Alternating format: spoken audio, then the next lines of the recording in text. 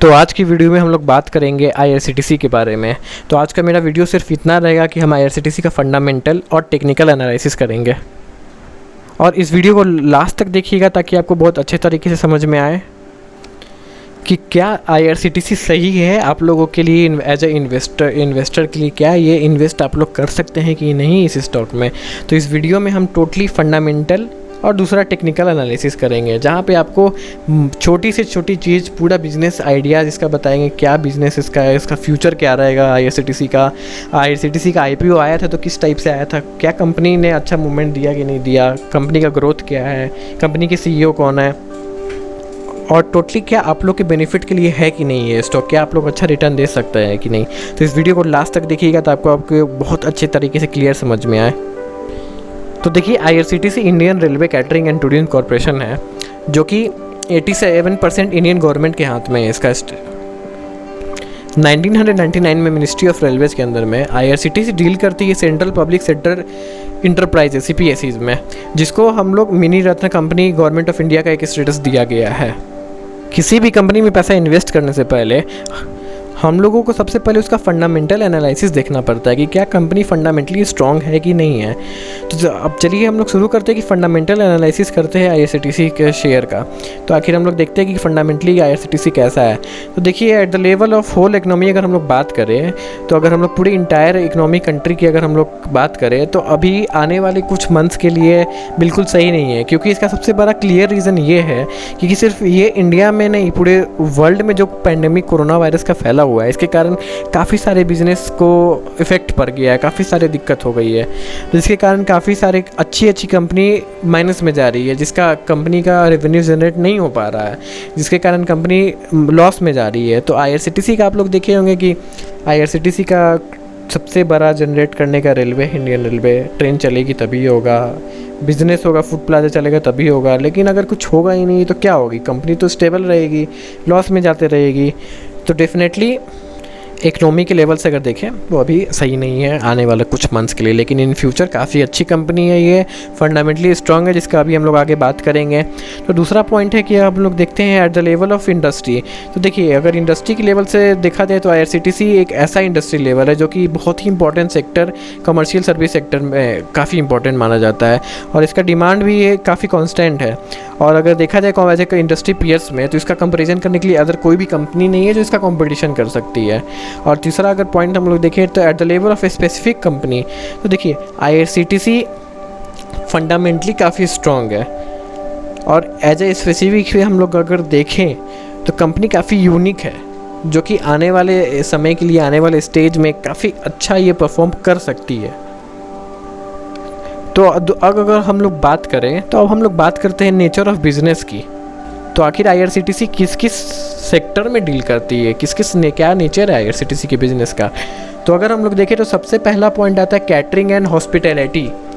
तो जो कि अगर हम लोग इसकी अगर बात कर ले तो फर्स्ट बिजनेस मॉडल है ये आईआरसीटीसी का, जो हाईएस्ट रेवेन्यू जनरेट करके आईआरसीटीसी को देता है 55% फाइनेंशियल ईयर 2018-19 के अकॉर्डिंगली।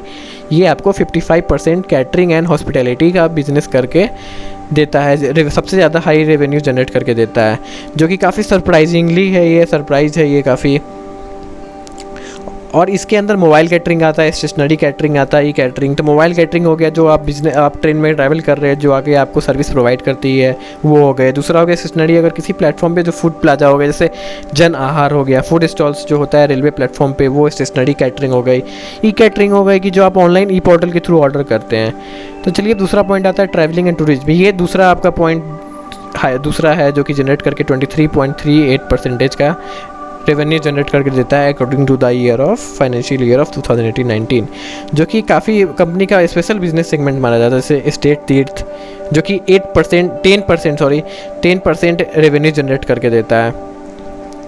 वहीं पे अगर हम लोग बात करें ऑनलाइन टिकट बुकिंग की, तो ऑनलाइन टिकट बुकिंग के थ्रू जनरली लोगों को क्या लगता है कि आईआरसीटीसी सिर्फ ऑनलाइन रेलवे टिकट बुकिंग करने के लिए, तो बिल्कुल ऐसा नहीं है। आईआरसीटीसी 25 से 28 million transactions per month on normal days करता है, जो कि एक बहुत बड़ा रेवेन्यू जनरेट करने का रीज़न हो सकता है। और ऑनलाइन टिकट या टिकट बुकिंग और ई टिकटिंग के थ्रू 12.35% इसका रिकॉर्ड रहा है फाइनेंशियल ईयर 2018-19 के अकॉर्डिंगली। अगर हम लोग लास्ट पॉइंट पे अगर बात करें तो जो हम लोग रेल नीड पीते हैं पानी, पैकेज ड्रिंकिंग वाटर सेगमेंट, तो ये 9.28% का इसने दिया। तो अब दूसरी पॉइंट ये आता है कि किसी भी बिज़नेस को अगर शुरू करने के लिए, किसी भी बिज़नेस के ग्रोथ के लिए सबसे इम्पोर्टेंट चीज़ जो आती है उसका मैनेजमेंट प्रोसेस क्या है। क्योंकि किसी भी कंपनी को अगर ग्रो करना है तो उसका मैनेजमेंट बहुत ही इंपॉर्टेंट होना चाहिए। तो इसमें हम लोग समझेंगे कि आखिर IRCTC के चेयरमैन कौन है। तो देखिए, चेयरमैन और इसके मैनेजिंग डायरेक्टर जो है वो महेंद्र प्रताप मौल है, जो आप लोग स्क्रीन पर देख रहे हैं। 2017 सितंबर से इन्होंने काफ़ी अच्छा IRCTC के बिज़नेस को संभाला है, काफ़ी अच्छे तरीके से इन्होंने मैनेज किया है, जिसके कारण IRCTC आज ग्रोथ कर रहा है काफ़ी अच्छा, और जिसके कारण लोग ऑप्टिमिस्टिक हैं और कंपनी के फ्यूचर को लेकर के, कंपनी के मोनोपली जो कंपनी ने प्रोवाइड किया है, जो कि मोनोपली क्रिएट कर रही है कंपनी टोटली है मार्केट में। क्योंकि कॉम्पिटिटर जब रहेगा ही नहीं तो इन्वेस्टर क्या देखेंगे कि अगर किसी को भी इस सेक्टर में इन्वेस्ट करना है तो इसके कंपटीशन में तो कोई है ही नहीं, सबसे पहली पॉइंट। तो आप लोग के लिए ये सबसे बड़ा बात यही हो जाता है कि ये कंपनी मोनोपली क्रिएट कर रही है मार्केट में। दूसरी बात सबसे इंपॉर्टेंट जो होती है कि देखिए, कोई भी आप हो जो भी नए मार्केट शेयर मार्केट में ऑलमोस्ट क्या करते हैं लोग कि मार्केट में आते हैं, ना तो फंडामेंटली देखते हैं कंपनी का क्या है, ना तो टेक्निकली देखते हैं, बस पैसा आंख बंद करके इन्वेस्ट कर दिए और उसके बाद लॉस लगने लगता है तो यही बोलते हैं कि शेयर मार्केट ख़राब है यार, पैसा डुबा देता है। ऐसा नहीं होता है। Share market is all about to right time to entry और right time to take the exit. आपको सही समय पे एंट्री लेना है और सही समय पे एग्जिट लेना है मार्केट में। आपको वेट किस चीज़ का करना है कि ऐसा कुछ चमत्कार हो जाए कि मेरा शेयर ऊपर चला जाए, ऐसा कभी नहीं होता है। आपको बस देखना है कि कंपनी, हाँ, किस कंपनी में हमने इन्वेस्ट किया, क्या फंडामेंटली स्ट्रॉन्ग है कि नहीं। तो IRCTC का दूसरा पॉइंट सबसे बड़ा ये होता है कि कंपनी डेट फ्री है। डेट फ्री मतलब कि कंपनी में कोई उधार ही नहीं है। अब जिस कंपनी पे अगर आप इन्वेस्ट कर रहे हैं जो बस आपको रेवेन्यू जनरेट करके आपको दे, पैसा जिसका रेवेन्यू जनरेट हो, और उस पर तो जब जितने पैसे आएगी कंपनी के प्रॉफिट में जाएगी, ना तो कंपनी को उधार है जो उधार चुकाएगी। कंपनी को उधार तो चुकाना नहीं है। कंपनी मोनोपोली क्रिएट कर रही है, कोई कंपटीशन है ही नहीं। तो डेफिनेटली पर्सनली मेरा सजेशन रहेगा कि अगर किसी को भी बाई करनी है तो डेफिनेटली आप लोग इस कंपनी में बाई कर सकते हैं। पैसा आप लोग इन्वेस्ट कर सकते हैं फ्यूचर पर्सपेक्टिव से। फ्यूचरली में ये कंपनी काफ़ी ग्रो करेगी, क्योंकि आपको भी पता है कि तेजस एक्सप्रेस ट्रेन जो है ये फर्स्ट प्राइवेट ट्रेन है जो कि IRCTC के द्वारा लॉन्च किया गया है, और इंडस्ट्री में इसका कोई भी कंपटीशन करने के लिए नहीं है। और इन फ्यूचर ऐसा बिजनेस पोर्टफोलियो बन रहा है कि इन फ्यूचर भी IRCTC क्या करेगी कि वो प्राइवेट करेगी ट्रेन, काफ़ी सारी प्राइवेट ट्रेन लाएगी। तो डेफिनेटली अगर किसी को भी बाई करना है तो डेफिनेटली आप लोग इन्वेस्ट कर सकते हैं इस स्टॉक में। ऐसा नहीं है कि स्टॉक ख़राब है, स्टॉक काफ़ी अच्छा है, फंडामेंटली स्ट्रॉन्ग है। तो चलिए, अगर हम लोग बात करें अगर हम लोग टेक्निकल एनालिसिस की, तो सबसे पहला पॉइंट ये आता है कि फाइनेंशियल ईयर 2019-2020 में शेयर कैपिटल इसका इंक्रीज हो गया है 20 करोड़ से 160 करोड़। और सबसे बड़ी बात है, फिर से बोलेंगे हम यही, कि कंपनी ने मोनोपोली क्रिएट कर रही है मार्केट में, कंपनी डेट फ्री है। तो चलिए अब हम लोग टेक्निकल एनालिसिस करते हैं। तो देखिए, अगर टेक्निकली एनालिसिस अगर हम लोग IRCTC का करते हैं तो चलिए सबसे पहले आपको हम एक बहुत ही इंपॉर्टेंट चीज़ समझाते हैं IRCTC के बारे में, कि हम लोग पहले मंथली चार्ट आपको दिखाते हैं कि कंपनी पिछले साल अक्टूबर में, आप लोग ये देख रहे होंगे कि पिछले साल ये कंपनी आई थी अक्टूबर में और इसने काफ़ी अच्छा मूवमेंट दिया। कंपनी 630 के अप्रॉक्स इसने लिस्ट किया मार्केट पे, जबकि इसका IPO प्राइस 320 समथिंग या 350 था। जब कंपनी ने IPO 320, 330, 350 का निकाला और लिस्ट होने के बाद ये सीधे 630 चला गया। ये बहुत बड़ी बात होती है कि अप्रॉक्स पैसा इसने डबल कर दिया लिस्टिंग के समय ही। सबसे इंपॉर्टेंट चीज़ होती है ये। और आप ये ग्रीन कैंडल देख रहे होंगे, मंथली आपको चार्ट हमने दिखाया। अब चलिए आपको हम वीकली चार्ट के थ्रू आपको समझाते हैं। वीकली चार्ट में भी देखिए कि कंपनी ये, अगर हम लोग देखिए 21 अक्टूबर को कंपनी का शेयर प्राइस था, अक्टूबर में ये 629 था। फिर 21 अक्टूबर को ये आप देख रहे हैं 784, और 21 अक्टूबर को ही इसने 896 इतना हाई इसने बनाया, जो कि बहुत बड़ी बात होती है किसी भी शेयर को अगर लिस्ट होती है। तो देख रहे हैं कि आप लोग कैसे कंपनी ने इस स्टॉक का कैसे इसका कैंडल हाई किया ऊपर। ये कंपनी ने 1800 समथिंग का प्राइस हाई भी बनाया 52 वीक हाई लिस्ट होने के बाद, वो भी 4 मंथ में, जो कि बहुत बड़ी बात होती है कंपनी के लिए। लेकिन क्योंकि ये पैंडेमिक आ गया, कोरोना वायरस आ गया, सिर्फ इंडिया में नहीं होल वर्ल्ड में आया, जिसके कारण काफ़ी सारे बिजनेस रुक गए। अब जब बिजनेस चलेगा ही नहीं तो कहाँ से पैसा, रेवेन्यू जनरेट ही नहीं होगा तो कंपनी कहाँ से प्रॉफिट निकाल के अपने शेयर होल्डर को देगी। तो कंपनी का शेयर डाउन होते गया। तो आप लोग देख रहे हैं कि डाउन होते होते ये 23 मार्च को 750 के समथिंग में आया था, क्योंकि उस समय लॉकडाउन शुरू हो गया था, बिजनेस सब रुक गया, ट्रेन को रोक दिया गया, तो जाहिर सी बात है। लेकिन फिर बीच में ट्रेन चला, रेवेन्यू जनरेट हुआ, स्टॉक ने मूवमेंट दिया।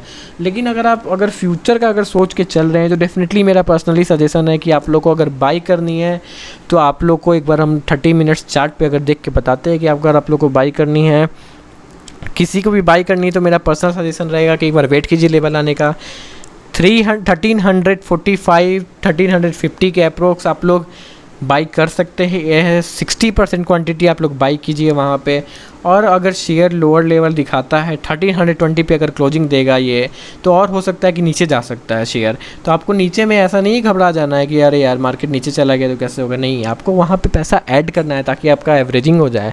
लेकिन अगर हम लोग देखा जाए तो फ्यूचर के लिए मेरा इस स्टॉक के लिए अगर फ्यूचर में देखा जाए तो मेरा इसका टारगेट, पहला टारगेट रहेगा 1500 का। दूसरा टारगेट मेरा रहेगा इसका, पहला टारगेट हो गया मेरा 1490 का, अप्रोक्स 1500, और सेकंड टारगेट मेरा रहेगा इसका 1600 प्लस। और अगर इन फ्यूचर अगर हम लोग देखें अप्रोक्स, अगर हम लोग थोड़ा लॉन्ग टर्म के लिए अगर सोच के चले तो कंपनी काफ़ी स्ट्रॉन्ग है। और इतना ज़रूर हम कह सकते हैं कि आने वाले समय में आप लोग ज़रूर इस कंपनी से काफ़ी अच्छा प्रॉफिट बना लीजिएगा, जो भी अभी इन्वेस्ट करेगा इस कंपनी में। तो कंपनी फंडामेंटली स्ट्रॉन्ग है, टेक्निकली हमने भी बता दिया। अगर आपको अभी भी कोई डाउट रह गया है तो डेफिनेटली आप लोग पूछ सकते हैं कमेंट सेक्शन में। और अगर आप लोग को वीडियो पसंद आई तो डेफिनेटली वीडियो को लाइक कीजिए, बिकॉज अगर आप लोग मेरी सपोर्ट कीजिएगा तो डेफिनेटली हम आपका सपोर्ट ज़रूर करेंगे। अगर आप लोग पिछला वीडियो मेरा देखा होगा आप लोगों ने, तो हमने वैसे काफ़ी सारे स्टॉक्स बताए हैं जिसने काफ़ी अच्छा मूवमेंट दिया। हमने टारगेट बताया, हमने एनालिसिस किया, टेक्निकली हमने बताया, मूवमेंट दिया। बाकी अगर आप लोगों को वीडियो पसंद आ रही है तो डेफिनेटली वीडियो को लाइक ज़रूर कीजिएगा, शेयर ज़रूर कीजिएगा ताकि और लोगों को पहुँचे। सब्सक्राइब नहीं किया है चैनल को तो मेरे चैनल टाइम मेक्स मनी को सब्सक्राइब कीजिए ताकि, और बेल आइकन ज़रूर प्रेस कीजिएगा, क्योंकि आने वाले स्टॉक, आने वाले वीडियो, आने वाले कोई भी फंडामेंटली या टेक्निकल एनालिसिस अगर हम डालें तो आपको पता चल जाए। और तब तक जुड़े रहिए टाइम मेक्स मनी से, क्योंकि समय ही पैसा बनाता है।